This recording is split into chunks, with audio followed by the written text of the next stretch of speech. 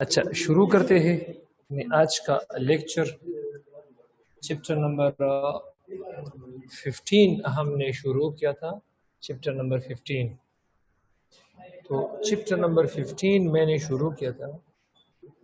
Chapter 15 और इस chapter 15 में हमने क्रोनिक किडनी फेल्यूर ये हमने डिस्कस किया था। क्रोनिक किडनी फेल्यूर और क्रोनिक किडनी फेल्यूर में दो कंडीशंस हमने डिस्कस किए थे। दो कंडीशंस, इसमें हमने दो कंडीशंस को डिस्कस किया था। पहला कंडीशन हमारे पास था यूरेमिया।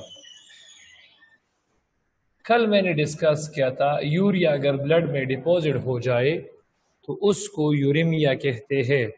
और दूसरा कंडीशन क्या है? दूसरा condition ESRD, and stage renal disease, ESRD।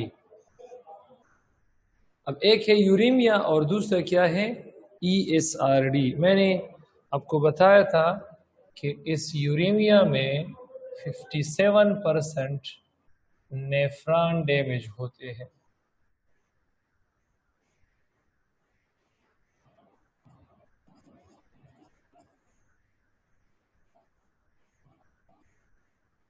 और ESRD में 97% नेफ्रॉन डैमेज होते हैं।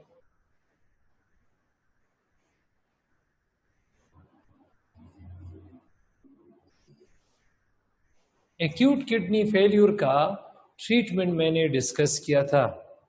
अब यहाँ मैं डिस्कस करना चाहता हूँ treatment of CKF condition, chronic kidney failure की जो कंडीशन है CKF कंडीशंस।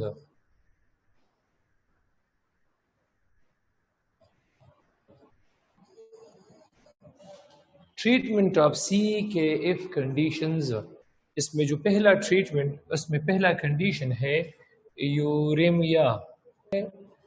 यूरेमिया यूरेमिया कहते हैं accumulation of urea in blood. Urea in blood, अगर ब्लड में यूरिया डिपॉजिट हो जाए तो उसको यूरेमिया कहते हैं। और इसका जो ट्रीटमेंट है, तो इसके ट्रीटमेंट प्रोसीजर का नाम है रीनल डायलिसिस। रीनल डायलिसिस, अब इसको मैं डिस्कस करूंगा अभी कि रीनल डायलिसिस क्या है। तो ये मेरा टॉपिक है। और दूसरा जो कंडीशन है वो है एंड स्टेज रीनल डिजीज। खराब हो जाए, किडनीज ऑलमोस्ट डैमेज्ड, अगर दोनों किडनीज ऑलमोस्ट डैमेज हो जाए तो इसको हम ESRD कहते हैं। और इसका जो ट्रीटमेंट है, तो इसकी ट्रीटमेंट प्रोसीजर का नाम है किडनी ट्रांसप्लांटेशन। किडनी ट्रांसप्लांटेशन, इसके ट्रीटमेंट प्रोसीजर का नाम है किडनी ट्रांसप्लांटेशन।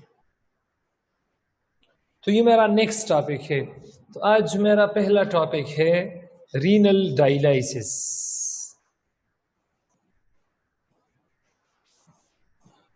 तो रीनल डायलिसिस, इसका अगर कोई बंदा आपसे इंट्रोडक्शन पूछ ले कि ये बेसिकली है क्या चीज, अगर इसका कोई बंदा आपसे इंट्रोडक्शन पूछ ले, इंट्रोडक्शन तो इसका इंट्रोडक्शन कुछ यूं है कि इट इज मेनली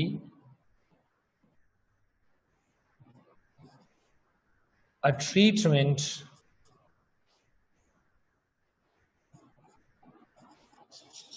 प्रोसीजर है, एक ट्रीटमेंट प्रोसीजर है for, it's mainly a treatment procedure for uraemia. Uraemia का जो कंडीशन है, इसका जो ट्रीटमेंट प्रोसीजर है, उसका नाम है रीनल डायलिसिस। Renal dialysis. और इसकी डेफिनेशन को डिस्कस करते हैं। इसकी डेफिनेशन को, इसका डेफिनेशन ये है कि ब्लड से टॉक्सिन को फिल्टर करना, ब्लड से टॉक्सिन को फिल्टर करना। जब हमारे पास किडनी खराब हो तो ब्लड से रीनल डायलिसिस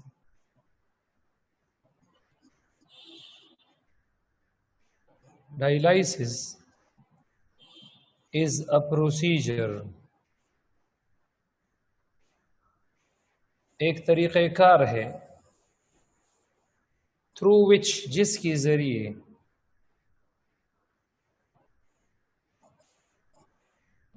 जरिए क्या होता है, थ्रू विच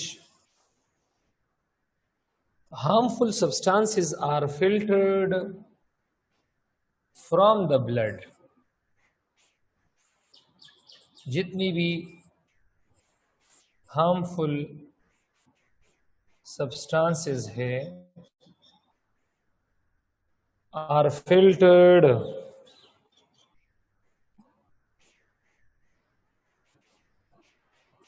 from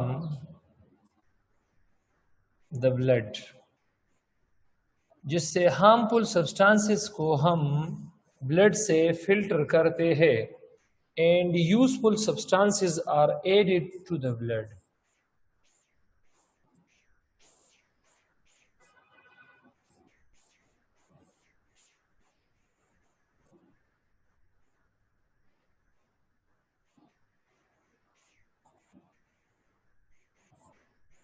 अब ये बहुत ज़्यादा इम्पोर्टेंट पॉइंट है। ब्लड से हार्मफुल सब्सटेंसेस को जब रिमूव किया जाता है तो उसमें हमारे पास ब्लड के क्वांटिटी में कमी आ जाती है, जिसको हम फुलफिल करते हैं by water, by sugar level, by proteins जो हम प्रोवाइड करते हैं पेशेंट को। तो ये हमारे पास रीनल डायलिसिस है। और रीनल डायलिसिस के दो टाइप्स है। रीनल डायलिसिस के दो टाइप्स है, तो मैं उस एक टाइप को डिस्कस करना चाहता हूं। तो इसका जो पहला टाइप है, that is actually the haemodialysis. Haemodialysis ये जरा मैं डिस्कस करना चाहता हूं। तो इसका पहला हमारे पास है हीमोडायलिसिस।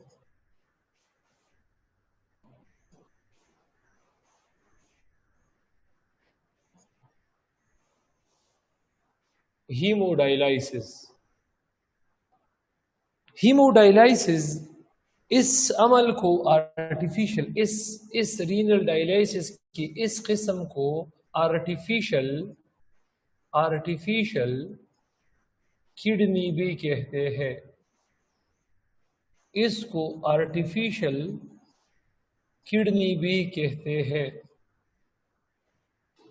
और इस प्रोसेस पर हमारे पास हम एक पेशेंट की ब्रेकियल रीजन पर कट लगा देते हैं। ब्रेकियल रीजन जो एल्बो जॉइंट है, उस रीजन को हम ब्रेकियल रीजन कहते हैं।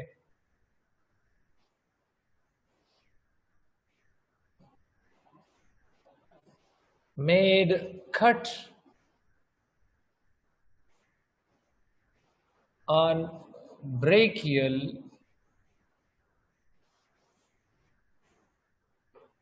region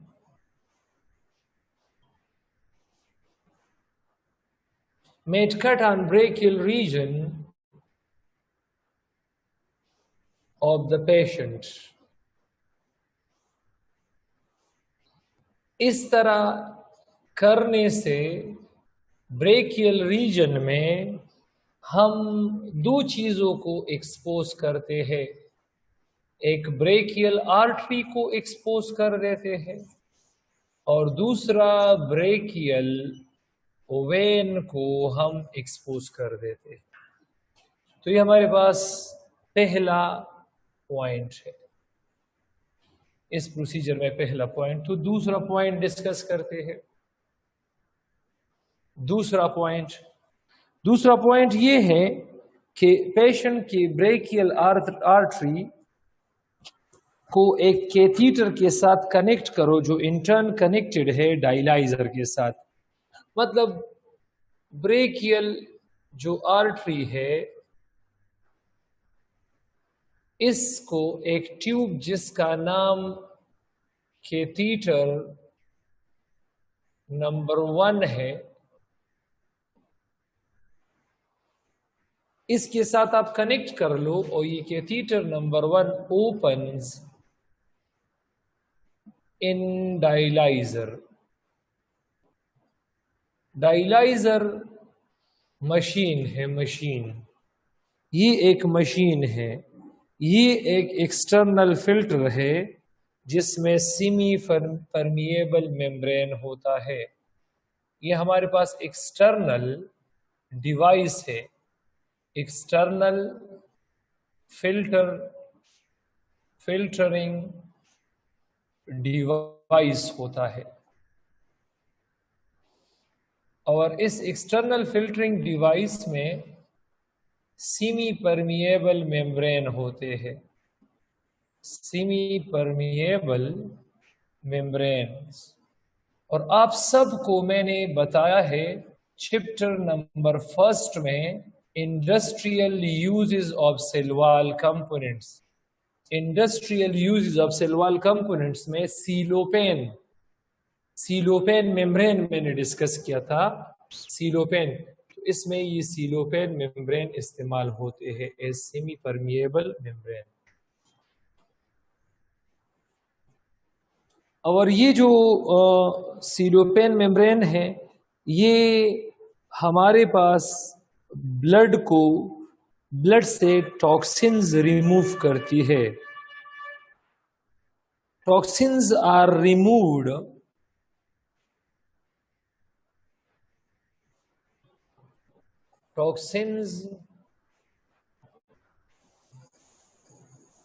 Toxins are removed from blood in dialyzer।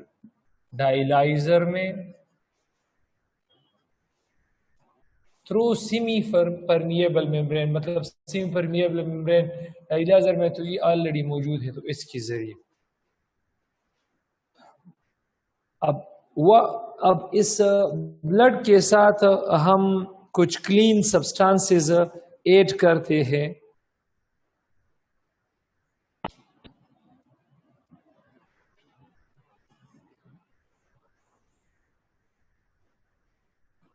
Some useful substances are also added to blood। For example, अगर फिल्ट्रेशन हुआ है और उससे हमने 200 ml यूरिया को रिमूव किया है, तो 200 ml यूरिया की बजाय हम 200 ml वाटर, प्रोटीन्स वगैरह ये हम ऐड करते हैं। ठीक है,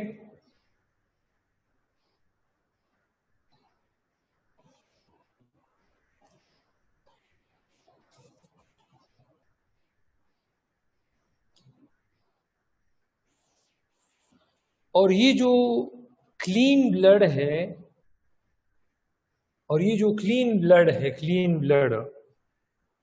द क्लींस्ड blood या the filtered blood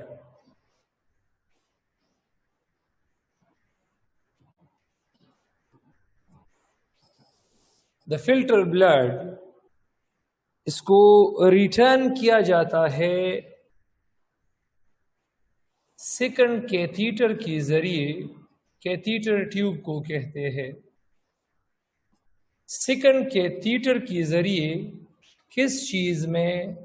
brachial vein में, into patients body.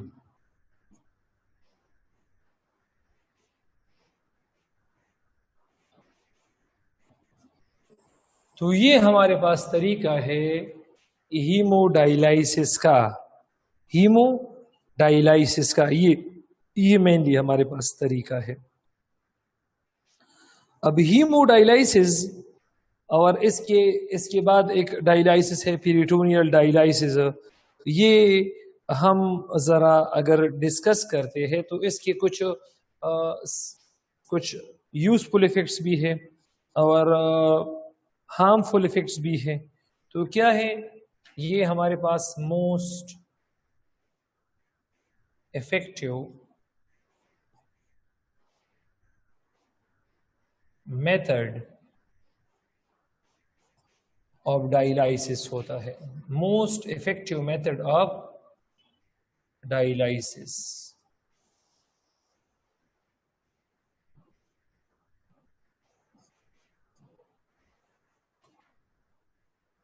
Most effective method of dialysis है। और इसमें हमारे पास क्या चीज है? इसमें हमारे पास कुछ इसकी साइड इफेक्ट भी है, रिस्क ऑफ इन्फेक्शंस भी है, में involves the risk of infections।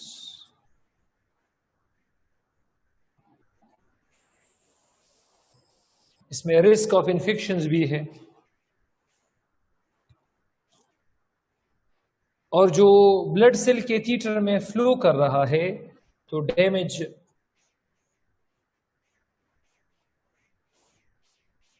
To blood cells during flow in catheters। तो ये हमारे पास क्या चीज है? ये हमारे पास है मेन हीमोडायलाइसिस। अब इसके बाद हम डिस्कस करेंगे डायलाइसिस का एक दूसरा किस्म है और उसका नाम है पेरिटोनियल डायलाइसिस।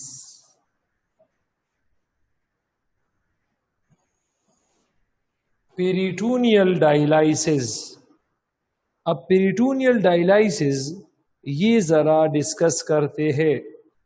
इस पेरिटोनियल डायलाइसिस में जिस तरह डायलाइजर में हमारे पास सीलोपेन मेम्ब्रेन इस्तेमाल होता था, यहाँ सीलोपेन मेम्ब्रेन इस्तेमाल नहीं होता। यहाँ पर एक नेचुरल मेम्ब्रेन जिसका नाम है पेरिटोनियम, वो इस्तेमाल होता है। यूज ऑफ नेचुरल मेम्ब्रेन, जो कि एक नेचुरल मेम्ब्रेन है। Natural membrane that encloses the abdominal cavity, जो नेचुरल मेम्ब्रेन है। और उस नेचुरल मेम्ब्रेन का नाम है कॉल्ड पेरिटोनियम।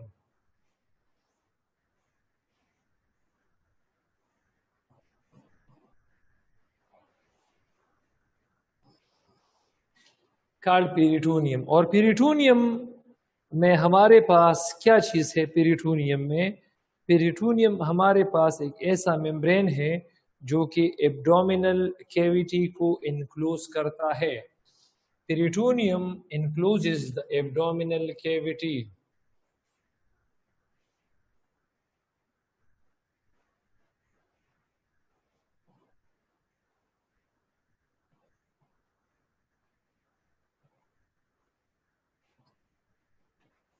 जो एब्डोमिनल कैविटी है इसको इनक्लोज करता है, एब्डोमिनल कैविटी। अब हम क्या करेंगे, हम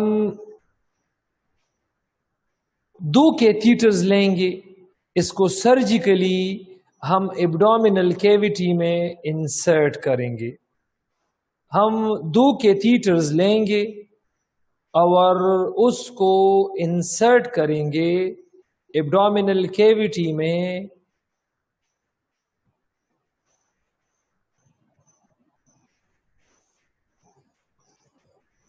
सर्जिकली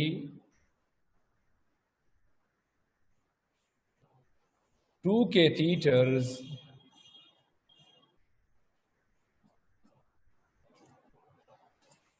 are inserted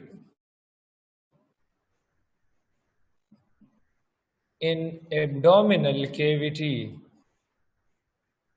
अब एब्डोमिनल कैविटी में हम सर्जिकली मामूली सा ऑपरेशन करके दो कैथीटर्स इन करते हैं। अब हमारे पास हम इसमें यूजफुल डायलसेट इन करते हैं। जो यूजफुल चीज़ें है, यूजफुल चीज़ें, इसके ज़रिए हम जो यूजफुल चीज़ें हैं, यूजफुल, वो इन करते हैं और जो हार्मफुल चीज़ें हैं वो हम आउट करेंगे, रिमूव करते हैं। तो ये हमारे पास जो मेन प्रॉब्लम है, प्रोसेस है, वो कुछ इस तरह है। अब यूजफुल चीज़ें एक बार मैंने इन की तो वो हमारे पास, अच्छा मैं ज़रा यहाँ लिख देता हूँ।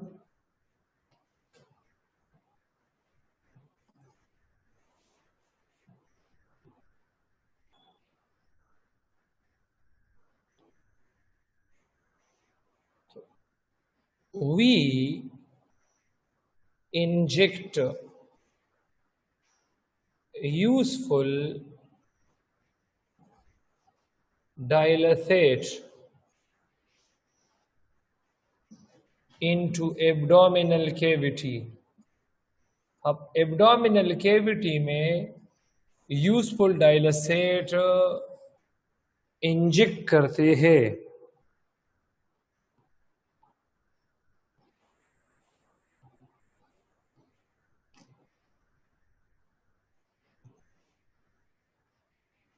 और ब्लड सर्कुलेशन के दौरान,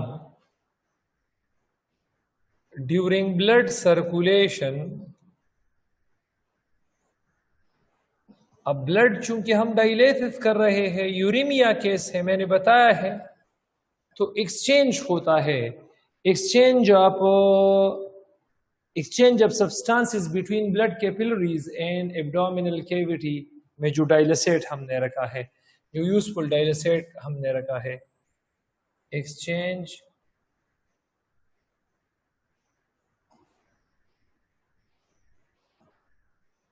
of substances between blood capillaries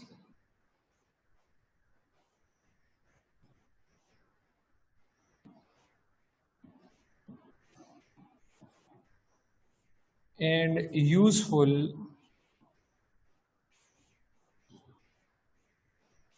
dilacate of abdominal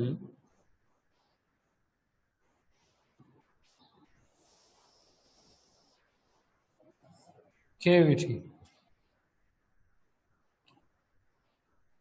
तो एक्सचेंज ऑफ क्या होगा, exchange of substances between blood capillaries and useful dialysate यहां पर होता है।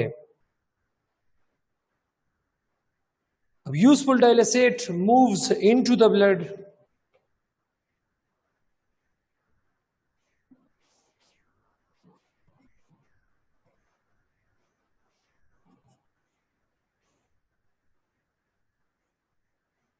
ये एब्डोमिनल कैविटी से ब्लड कैपिलरी में चला जाएगा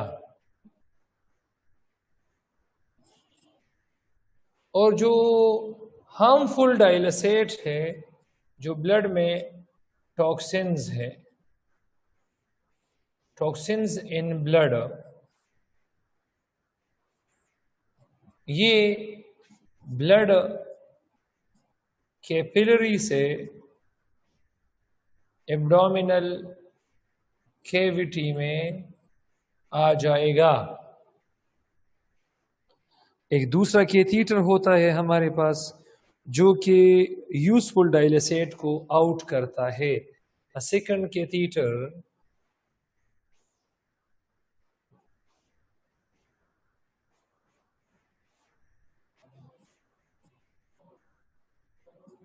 removes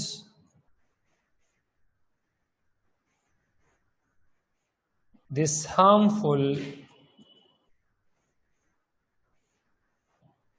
dialysate from abdominal cavity, from abdominal cavity to out, और इस पे एक बैग कनेक्टेड होता है उस बैग में।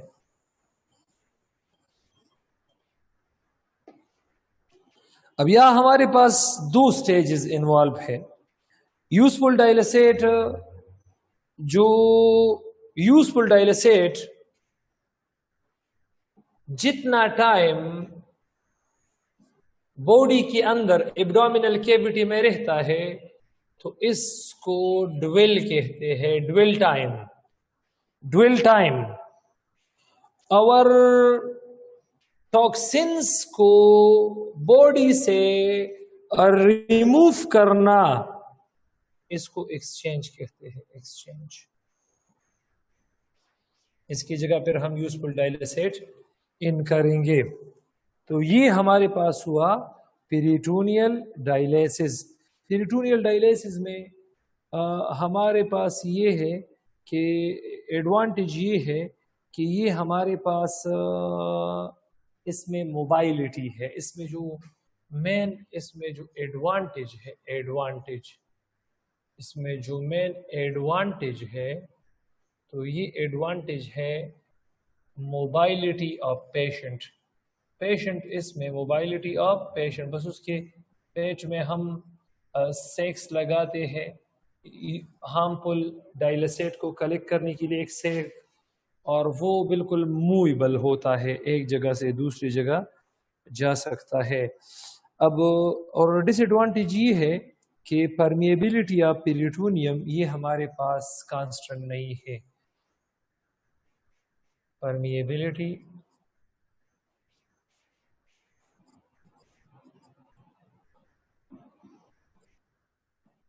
is not constant.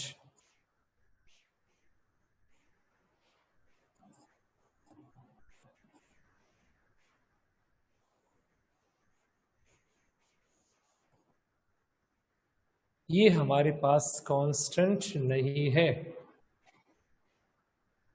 अच्छा, इसके बाद किडनी ट्रांसप्लांटेशन डिस्कस करते हैं। किडनी ट्रांसप्लांटेशन,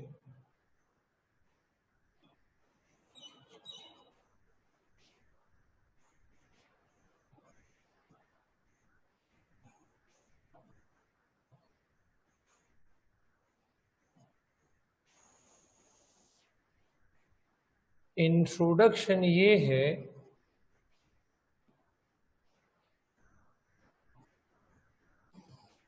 इसका इंट्रोडक्शन ये है, इंट्रोडक्शन कि ये हमारे पास it is the treatment procedure for ESRD।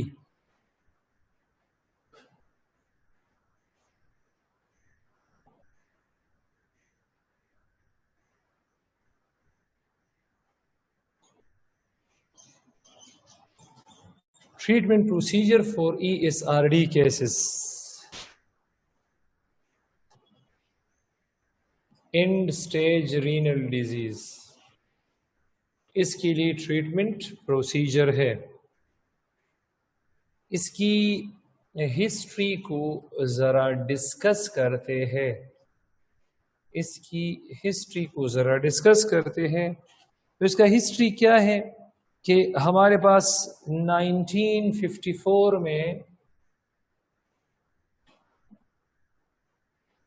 Birmingham hospital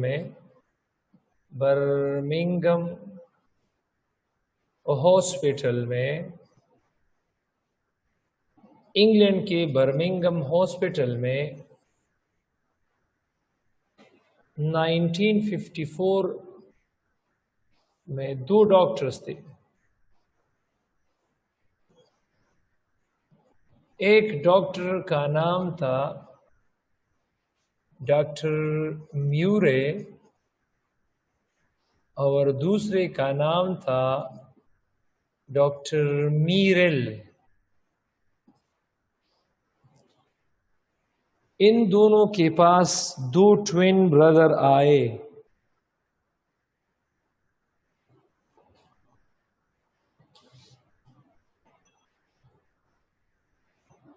First successfully transplant kidney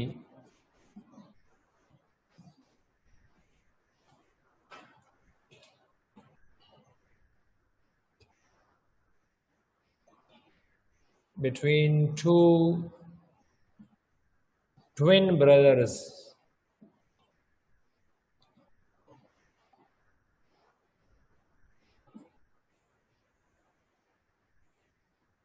दो ट्विन ब्रदर थे. एक का नाम था रोनाल्ड और दूसरे का नाम था रिचर्ड.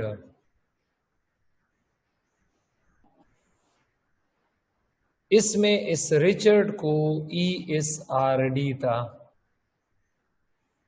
और रोनाल्ड ये हिल्दी था. तो डॉक्टर म्यूरे और डॉक्टर मीरल ने इसकी किडनी को, रोनाल्ड की किडनी को रिचर्ड के वजूद में मतलब लगाया था, ट्रांसप्लांट किया था. इसकी डेफिनेशन को ज़रा डिस्कस करते हैं.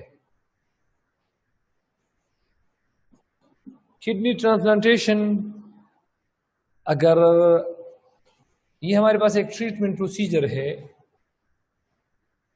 ट्रीटमेंट प्रोसीजर है which involves, जिसमें शामिल है, which involves removal of disease damaged kidney,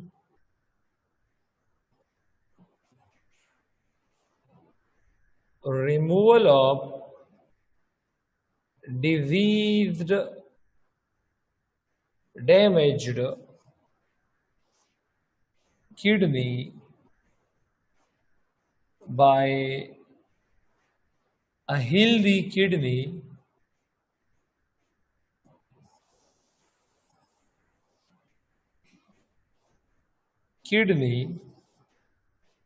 from a donor. एक डोनर से अगर आपको हेल्दी किडनी मिल जाए, लेकिन इसके लिए कुछ ज़रूरी हमारे पास कुछ क्या चीज़ है, वेज है. पहला, when डोनर और रिसिपिएंट का ब्लड ग्रुप सेम होना चाहिए. डोनर और रिसिपिएंट का हैव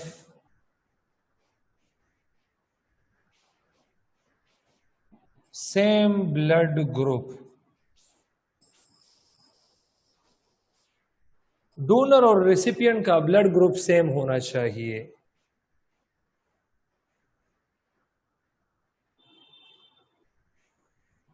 दूसरा, डोनर का जो ब्लड है वो रिसिपिएंट के बॉडी में एंटीबॉडी रिस्पॉन्स को स्टार्ट ना कर दे, तो नेगेटिव क्रॉस मैच उसको चेक करते हैं।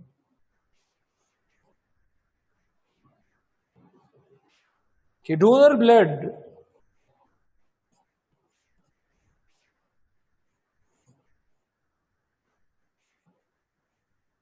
डू नॉट स्टार्ट क्या चीज, जो antibody response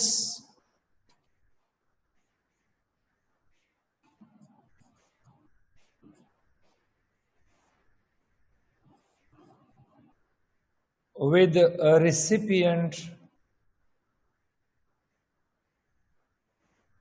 blood।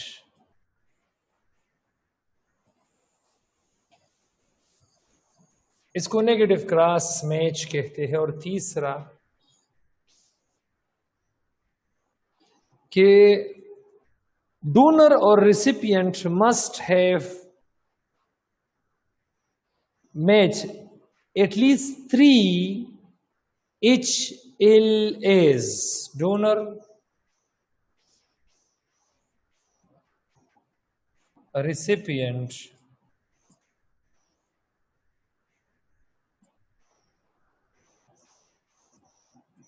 must have 3 same HLAs, human leukocytic antigen. एक चौथा भी है, जब HLAs, अब HLAs को मैं डिस्कस करता हूँ, HLAs क्या चीज़ है। अगर इन केस ऑफ डिफरेंट HLAs, तो हमारे पास एक ड्रग है, इम्यूनोसप्रेशन ड्रग, इम्यूनोसप्रेसिव थेरेपी का in case of different HLAs। Immunosuppressive therapy, इलाज in case of different HLAs। अगर HLAs डिफरेंट हो, ह्यूमन ल्यूकोसाइटिक एंटीजन अगर डिफरेंट हो, फर्स्ट इम्यूनोसप्रेसेंट ड्रग को, फर्स्ट इम्यूनोसप्रेसेंट जो ड्रग है, एक साइंटिस्ट और उसका नाम था स्टारजल, उसने, और उस इम्यूनोसप्रेसेंट ड्रग का नाम है cyclosporin. Cyclosporin.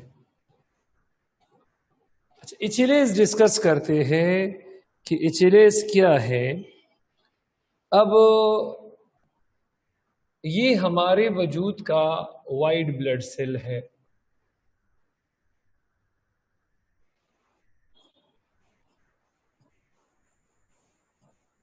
White blood cell है, इसको टिपिकली हम WBC कहते हैं।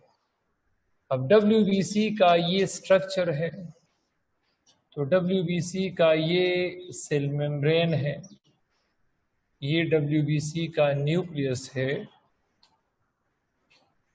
और ये WBC का साइटोप्लाज्म है।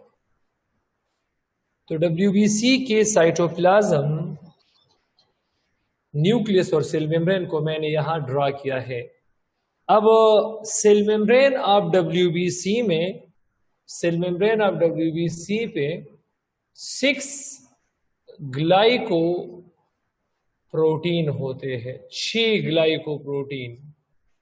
और इस 6 ग्लाइको प्रोटीन को major histocompatibility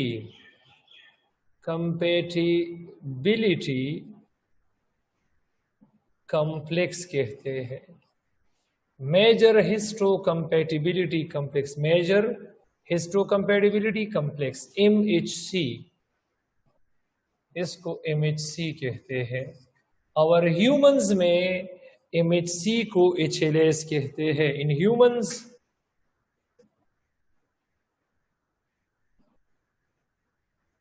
MHCs are called HLAs, human leukocytic antigen, human leukocytic antigen HLAs ये कहते हैं। मतलब ये 6 ग्लाइकोप्रोटीन है। ग्लाइकोप्रोटीन 6, 1 2 3 4 5 और ये 6।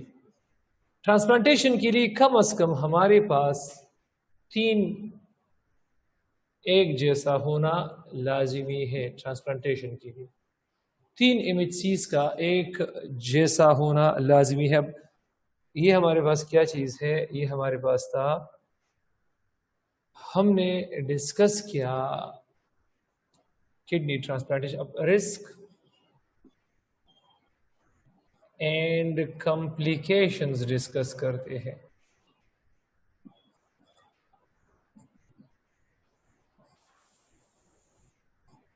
During kidney transplantation,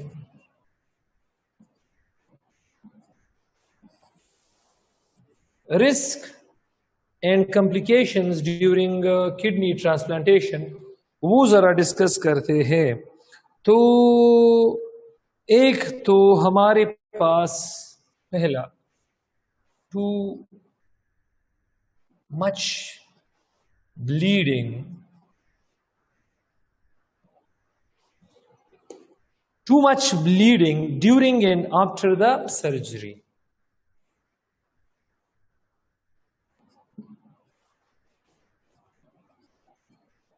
And after surgery. तो ये सबसे पहला जो कॉम्प्लिकेशन है वो ये है। दूसरा हमारे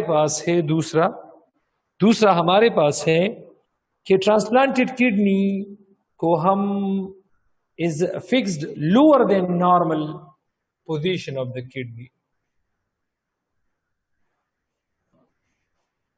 ट्रांसप्लांटेड जो किडनी है, it is placed lower than normal kidney position, than normal kidney position.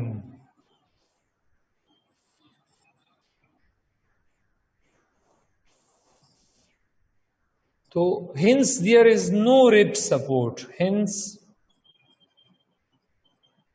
there is no ribs support. So chances of infection ज़्यादा हो, क्योंकि किडनी को तो 11th और 12th रिब सपोर्ट देता है। अगर हम इसको नीचे फिक्स करते हैं उनसे, तो फिर तो हमारे पास मसला होगा, रिब सपोर्ट नहीं होगा। तो ये इस तरह है। और रिस्क ऑफ ऑर्गन रिजेक्शन होता है if you use many different medicines are used after surgery. अब लेट सपोज एक बंदे ने किडनी ट्रांसप्लांटेशन किया है तो नॉर्मल फिर वो मेडिसिन इस्तेमाल नहीं कर सकता जिस तरह कि हम आज करते हैं कि मतलब अगर मुझे कोई बॉडी एक आ जाए तो मैं एक किस्म की मेडिसिन, दूसरी किस्म इस तरह, तो फिर इस तरह नहीं होता। तो आज के लिए इतना काफ़ी है। अगर कोई क्वेश्चन है, then raise your hand please.